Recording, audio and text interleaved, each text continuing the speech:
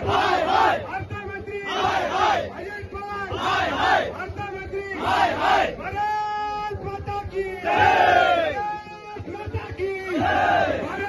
माता की 16 ऑगस्ट 2024 पासून आझाद मैदानवर शिक्षक समन्वय संघाच्या माध्यमातून ओंकार आंदोलन आम्ही सुरू केलेलं आहे। माननीय शिक्षण मंत्री महोदयांनी 12 जुलै 2024ला सभागृहामध्ये अधिवेशन कालखंडामध्ये जी घोषणा केली की प्राथमिक माध्यमिक व उच्च माध्यमिक या अंशतः अनुदानित शाळा आहेत या शाळांना पुढील वाढीव टप्पा दिला जाईल। त्या मागणीच्या अनुषंगाने आम्ही 1 महिन्यापर्यंत वाट पाहिली त्या निर्णयाची की तो निर्णय आम्हाला मिळेल, परंतु तो निर्णय आला नाही। म्हणून आम्ही 16 ऑगस्टपासून हे आझाद मैदानवर ओंकार आंदोलन सुरू केलं। यामध्ये राज्यभरातील प्राथमिक माध्यमिक व उच्च माध्यमिक असे 68,000 लोकांना या सभागृहात केलेल्या घोषणाचा लाभ मिळणार आहे। आज आमच्या आंदोलनाचा हा 53वा दिवस आहे। 53 दिवस झाले तरी अजून आम्हाला न्याय मिळाला नाही, परंतु न्याय मिळावा यासाठी खुद्द पालक म्हणून आमचे शिक्षण मंत्री महोदय 2 वेळा आझाद मैदानावर येऊन गेले आणि त्यांनी आम्हाला आश्वासित गेलेलं आहे की सभागृहामध्ये जे काही मी बोललो आहे तो हा कॅबिनेटचा निर्णय आहे। कॅबिनेटचा निर्णय म्हणजे शासनाचा निर्णय आहे, शासनाने मान्य केलं म्हणूनच मी सभागृहामध्ये ती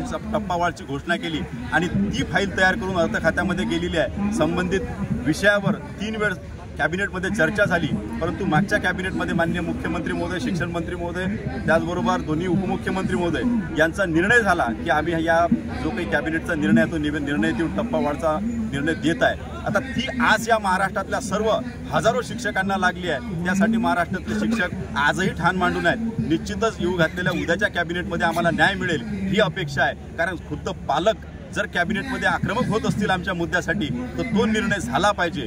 कारण शासनाने सभागृहातच नाही तर सभागृहाच्या बाहेरही माननीय लाडके मुख्यमंत्री जे बोलल्या जाते त्याचबरोबर त्यांनी 5 सप्टेंबर 2024ला शिक्षक दिनाच्या औचित्यावर सर्व महाराष्ट्रातल्या शिक्षकांना उद्देशून सांगितलं की सभागृहाची घोषणा तुमची केली, निश्चित टप्पावाढ आम्ही तुम्हाला देणार आहे। मग शासनाने सभागृहात व सभागृहाच्या बाहेर जर सांगितलं तर शासन त्याच्यावर ठाम राहायला पाहिजे आणि तो न्याय या शिक्षकांना द्यायला पाहिजे ही आमची प्रामाणिक इच्छा आहे।